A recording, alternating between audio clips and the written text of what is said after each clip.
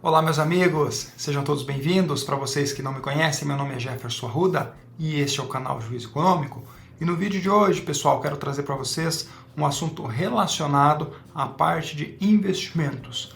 Um complemento de um vídeo que eu postei algumas semanas atrás, onde eu falei sobre os problemas que a gente tem hoje com relação a bets, com relação a pessoas que não têm informação de investimentos. E complementando esse assunto, eu quero trazer para vocês esse vídeo aqui que fala um pouquinho sobre o sistema financeiro brasileiro, o sistema financeiro nacional e também algumas classes de ativos, para você que está começando entender um pouquinho melhor como funciona, qual é a segurança desse sistema, os riscos, entender um pouquinho sobre o todo e você começar a diversificar, a investir em lugares que você procura ganhar conhecimento e também em lugares que você tenha um perfil coerente, de acordo com aquilo. Então eu sou um perfil mais conservador, eu vou investir numa determinada classe de ativo. Eu já tenho um apetite maior para risco, então eu quero buscar um mercado um pouquinho mais agressivo, tendo em vista que eu sei que eu posso perder mais, porém eu também posso ganhar mais. Então a ideia é fazer um overview desses passos iniciais que eu tenho certeza que ajuda bastante quem está começando. Quem já tem ali alguma caminhada, talvez possa ter alguns insights legais, porque eu vou falar aqui sobre as classes de ativos, como diversificar, algumas dicas bem importantes, então fica comigo até o final para você pegar esse apanhado geral e se for útil ali, não se esqueça também de deixar aquele like, compartilhar, você ajuda muito o canal quando faz isso. A única coisa que eu peço para você é esse like, esse comentário, porque o YouTube distribui baseado nessa interação. Então dessa forma você me ajuda, me motiva a trazer mais e mais conteúdos para vocês. Beleza? Então bora lá pro vídeo, pessoal.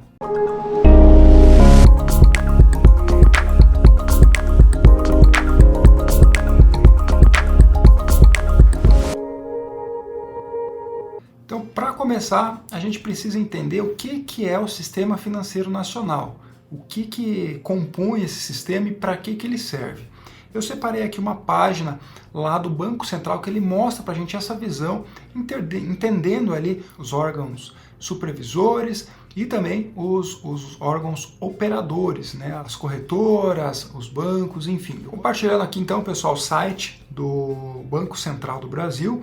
Sistema Financeiro Nacional é o sistema formado por um conjunto de entidades e de instituições que promovem a intermediação financeira.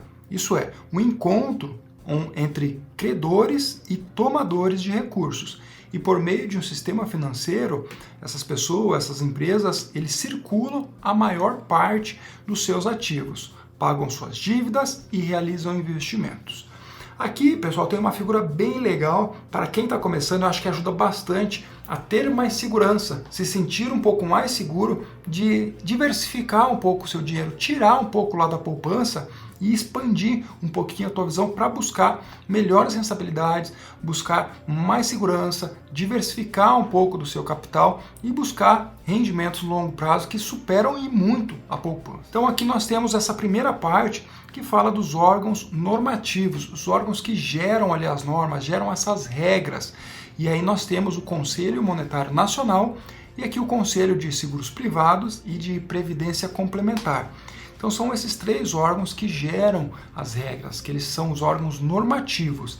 E abaixo desses órgãos nós temos os supervisores, que aí entra a figura do Banco Central, da CVM, que é a Comissão de Valores Imobiliários, que é onde tem ali toda a parte de gestão. Se você trabalha na parte de ações, fundos imobiliários, está tudo debaixo aqui da CVM. Você tem também a parte da SUSEP, que cuida ali da parte de seguros privados, e da Previc, que é para essa parte de previdência complementar. Abaixo dessa figura, pessoal, nós temos os operadores.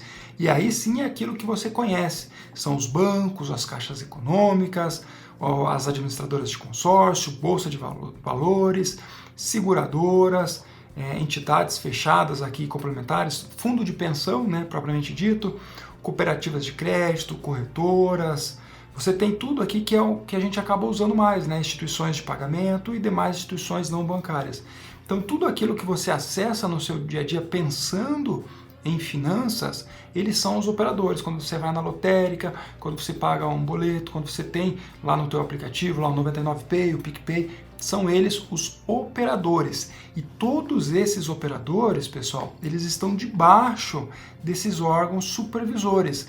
Então, tem essas regras deliberadas pelos órgãos normativos, onde tem quem supervisiona, e aí tem os operadores. Então, às vezes você fica inseguro de investir num determinado ativo. Eu não conheço o mercado de ações, eu não conheço o mercado de fundos imobiliários, e eu não tenho essa segurança. Então, quando você começa a entender um pouquinho sobre o sistema financeiro, você vê que tem toda uma gestão, tem todo um monte de entidades que elas estão relacionadas para ter ali toda essa cuidado, para você ter essa segurança. Então, quando você compra uma ação, temos aqui a CVM que supervisiona isso. Então, o seu dinheiro sai lá da tua conta e vai lá para a corretora que faz essa parte de intermediação, que é os operadores. Da mesma forma, você tem compra e venda dessas ações que são todas geridas ali pela CVM. Além disso, você também tem a parte do Tesouro Direto, você tem toda essa parte de renda fixa, que também tem o órgão regulador que está debaixo aqui da CVM para ver essas questões. Então tem essa segurança, tá, pessoal? Muita gente não sabe, mas tem sim. Não é uma simples negociação entre a minha pessoa e uma outra pessoa. Tem um órgão que supervisiona e tem órgãos que colocam regras. Existem todo um passo a passo que tem que ser seguido, e se você tiver alguma distorção, algum ruído, esses órgãos intervêm e existe ali muita coisa que acaba resolvendo, Então, transações são canceladas, enfim, existe ali toda essa cariação para resolver um eventual problema, tá? Ponto importante aqui também, pessoal, dentro do sistema financeiro, é que esses órgãos atuam ali também para controlar um pouco da inflação, controlar um pouco do crédito que está sendo comercializado. Então, eles geram essa estabilidade econômica, então isso traz muito segurança para todo esse sistema, tá? Então, é bem importante você saber que tem essas entidades que cuidam disso e existe toda uma hierarquia e regras a serem seguidas. E aí, dentro desse sistema, pessoal, então a gente acaba tendo essa garantia sólida dessas operações. Nós temos essa questão de segurança, então a gente se sente mais seguro com isso. Nós temos também a parte de regulação e fiscalização ali dos participantes, então todas as entidades elas têm que ter essa questão bem acertada, então tem todo esse controle. E por fim aí nós temos o controle de fraudes e toda essa inspeção que fica em cima, garantindo um sistema mais seguro. Então, agora que a gente entendeu um pouquinho sobre o sistema financeiro, eu queria compartilhar com vocês, pessoal, um pouquinho sobre as classes de ativos. E aí nós temos algumas classes de ativos, pessoal, que você entendeu, que a gente tem um sistema financeiro que dá essa segurança. Então, ok, checklist ali para segurança, é melhor do que a poupança. A poupança também está debaixo desses órgãos regulatórios. Então, quando você parte para outros investimentos, você também tem essa cobertura. E agora a gente vai falar um pouquinho sobre classes de ativos. Quais são as classes de ativos que você pode investir de acordo com o teu perfil, de acordo com o teu rendimento. Então é bem importante você conhecer para saber como investir e qual seria o melhor caminho para você começar isso. Então eu vou colocar primeiro aqui a figura de algumas classes de ativos que na minha visão são as importantes, E eu não vou dizer que essa minha visão é a correta, mas são as classes que eu considero com uma certa importância, principalmente para quem está começando, tá? A primeira delas, pessoal, é a parte de renda fixa, Então nós temos a classe de renda fixa, onde nós temos aí títulos públicos e títulos privados. Você tem lá o Tesouro Pré-fixado, o Tesouro Selic, que são títulos públicos lá do governo do Brasil, e você tem títulos privados, que aí você tem empresas, instituições que tomam crédito através dessa renda fixa, de CDBs, de LCIs, LCAs, todo esse conjunto de letrinhas são da renda fixa, e aí muitas vezes elas estão lastreadas por algum indicador. Então, na renda fixa, você vai ter uma taxa, você vai ter um comparativo, um IPCA, você tem uma taxa de CDI. Se eu estiver falando aqui muitas siglas, pessoal, coloca nos comentários que a gente tenta fazer um vídeo só para explicar esses termos, mas basicamente são empresas que estão colocando valores ali no mercado, captação de valores, né? Uma empresa precisa de R$ 1 bilhão. Então ele faz isso através de emissão de debêntures, por exemplo, e aí gera essa captação, ou ela coloca ali através de outros intermediários, títulos ali de certificado de depósitos bancários, os CDBs, ou letras de créditos imobiliários do agronegócio, dependendo do setor, e aí ele toma crédito através do sistema gerido ali por aquelas entidades que eu comentei, pagando uma taxa de juros, onde você pode investir, você pode emprestar o seu dinheiro e ganhar uns juros por conta disso. E aí você vai ter variações, né, do setor público para o setor privado, mas em boa parte, na grande maioria, na verdade, a renda fixa vai te dar ali algumas diretrizes de taxas pré-fixadas ou lastreadas ali pela inflação, então acaba te dando um norte um pouco mais seguro. Não é tão volátil quanto a segunda classe que eu vou falar agora, que é a classe de renda variável. Então nós falamos de renda fixa e agora eu tenho a renda variável. Na renda fixa você tem essa figura de uma taxa mais fixa que não oscila tanto, acaba tendo uma melhor segurança para você, principalmente para quem está começando. Para você que já conhece um pouquinho, nós temos a renda variável. E aí você já tem oscilações maiores.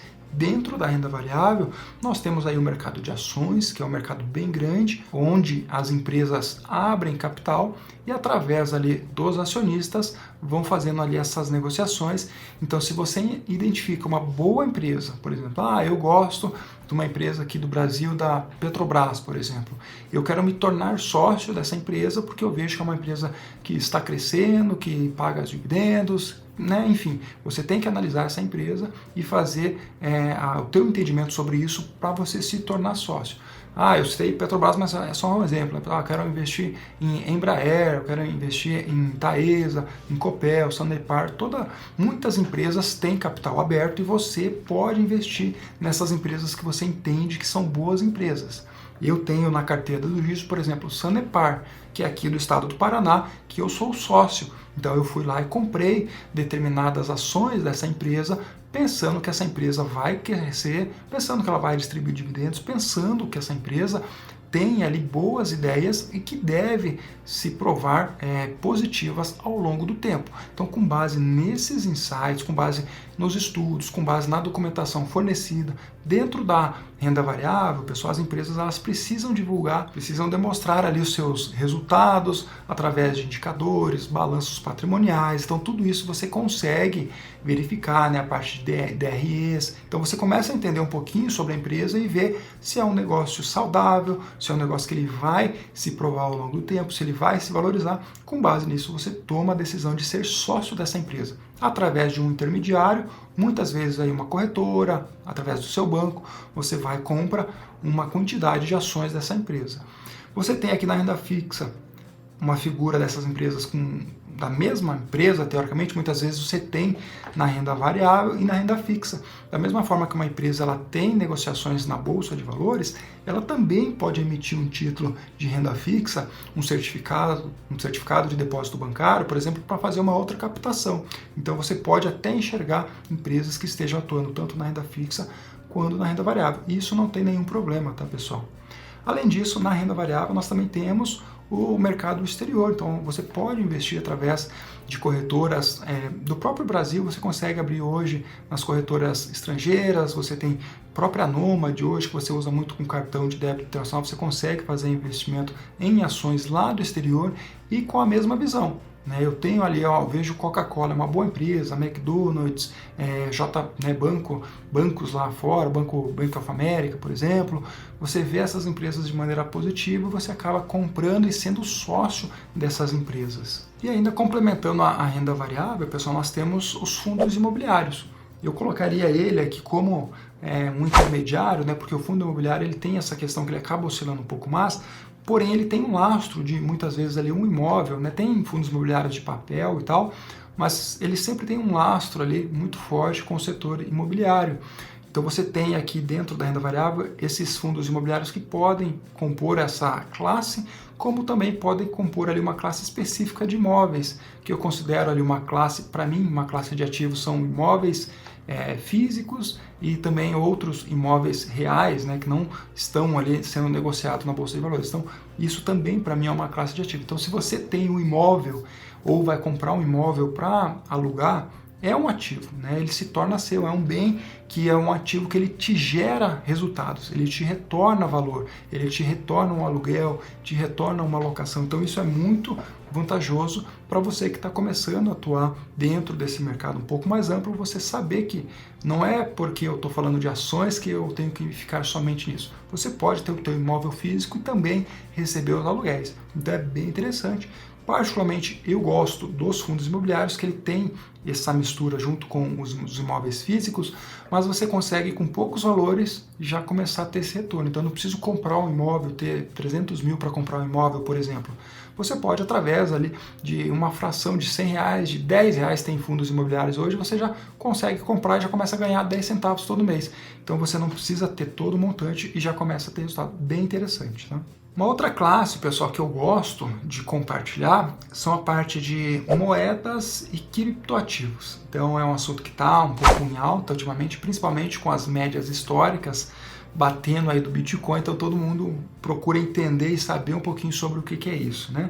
Então falando um pouquinho dessa classe, na minha visão, classe de moedas e de criptoativos, quando você fala moedas, né, pessoal, eu quero dizer você ter ali, comprar dólares, comprar euro, né, comprar ouro. Então são reservas de valores que você entende que é uma moeda forte, que isso não vai te prejudicar ao longo do tempo, que na minha visão, uma visão um pouco mais de segurança. Então é uma classe um pouco mais segura. Quando você olha um pouquinho para criptoativos, você tem um pouco mais de variação, mas eu ainda considero dentro desse lastro aqui de moedas os criptoativos, porque você também busca ter ali uma segurança em algumas moedas, você busca ter ali alguma preservação de patrimônio, de valor através disso. Então eu coloco isso como essa classe de ativo, a terceira classe de ativo aqui, eu colocaria de moedas e de criptoativos. Eu comecei a investir em Bitcoin em 2014 e 2017 e, lógico, fui me desfazendo muito aí dessa posição, mas eu sempre tive antenado nessas questões porque são bem importantes e apesar de eu ter ali uma tese um pouco diferente sobre as criptomoedas, eu acabo tendo um pouco de valor alocado lá, um percentual bem pequeno, porque eu acho que as criptoativos realmente são voláteis, então a gente vê que ela vai e volta e tal, e eu tenho um viés um pouquinho diferente para mim com relação a isso. Mas eu colocaria como essa terceira classe de ativo as moedas e criptoativos. E aí, pessoal, nós temos aqui o que eu queria colocar também, os derivativos, né? Então muita gente não sabe o que é um derivativo, mas é importante você saber que tem ali como você negociar derivações. Então você tem uma ação lá da Embraer, por exemplo, eu posso negociar um derivativo da ação da Embraer. E aí você tem variações. Você pode fazer, por exemplo, uma opção de compra, você pode fazer uma negociação no mercado futuro. Então você tem várias operações que está dentro aí desse mercado de derivativos, que é um mercado um pouco mais complexo, que tem ali uma rentabilidade bem mais volátil, né? Uma volatilidade gigantesca, então você pode ter altos lucros, como você pode também ter prejuízos, mas ele existe para te dar muitas possibilidades. Uma utilização muito comum principalmente para os produtores de soja, por exemplo. Então você produz muita soja e através de derivativos, contratos futuros, você pode negociar. Então você vende a tua safra e já antecipa esses valores. Então são formas de você já fazer uma captação de valores bem interessantes. Além disso, você tem opções mais agressivas, mais arrojadas, que são as opções que eu acho bem interessante também. Você tem que saber dosar, porque eu já tive muito problema hoje, já aprendi muito com a vida e hoje eu consigo equilibrar um pouquinho, então eu acabo não montando posições muito grandes, acabo fazendo posições menores que me gerem ali um pouquinho de alfa, um pouquinho maior dentro da minha carteira. E para fechar, então nós temos os ativos físicos, né, pessoal, que eu já comentei um pouquinho, que são os imóveis, casas, outros bens que você consegue ganhar retorno através deles, né? Às vezes até um carro que você aluga, você está trazendo ele como se fosse um ativo físico. Eu acho bem importante você considerar para saber que tem isso. Então, de maneira geral, nós temos renda variável, na minha visão, tá, pessoal? Renda variável, renda fixa, moedas, criptoativos, você tem a parte de derivativos e, por fim, aqui ativos físicos, imóveis, eventuais aluguéis que você consiga com carros ou até outros mecanismos que você consiga receber, né, ganhar receita através deles. E aí, ilustrando um pouquinho esse cenário, pessoal, a gente pode complementar que com renda fixa, por exemplo, a gente acaba tendo uma rentabilidade um pouquinho menor, uma segurança um pouco maior.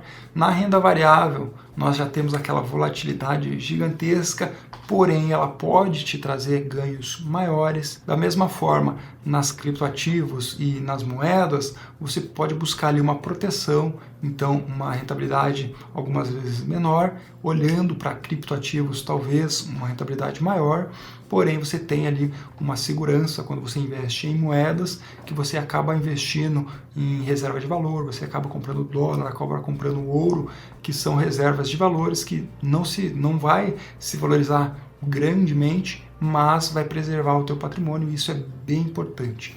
Além disso, você tem a classe dos derivativos, que é volatilidade alta, rentabilidade alta, mas também o risco é muito alto, da mesma forma que você ganha, você pode perder.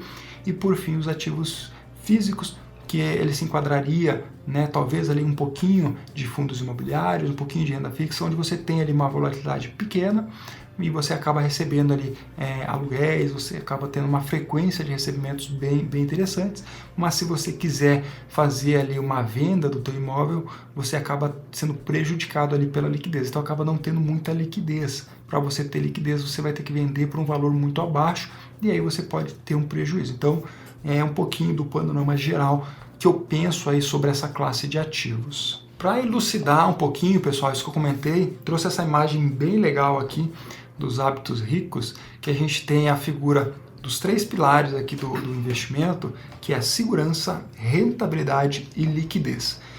Dificilmente você vai conseguir ter um produto que você contemple tudo. Você vai ter que analisar o teu perfil e entender onde que você vai conseguir trabalhar. Eu tenho um perfil muito conservador, então eu vou investir em renda fixa, vou buscar segurança, essa coluninha aqui mais da esquerda.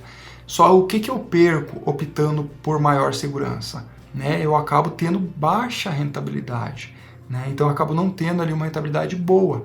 Ah, mas eu quero ter uma rentabilidade maior, Jefferson. Então você vem aqui para um mercado de rentabilidade mais alta, só que ele é mais arriscado. Então você vai para a renda fixa, você vai fazer operações mais estruturadas, mesmo tendo ali derivativos, você vai buscar ter ganhos maiores, porém você tem essa segurança bem comprometida. Então eu busco uma rentabilidade maior e o teu risco aumenta.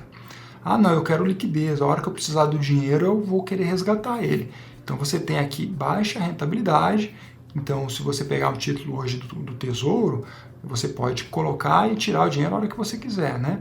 E aí você tem essa baixa rentabilidade. Então, como você pode entrar e sair com o dinheiro, você acaba perdendo um pouquinho.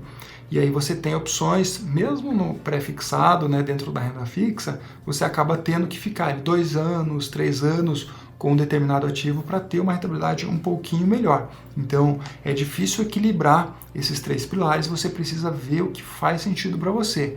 Eu quero buscar um pouquinho de agressividade, eu quero tentar trazer um pouquinho maior de rentabilidade. Então, talvez o mercado de ações faça sentido para você.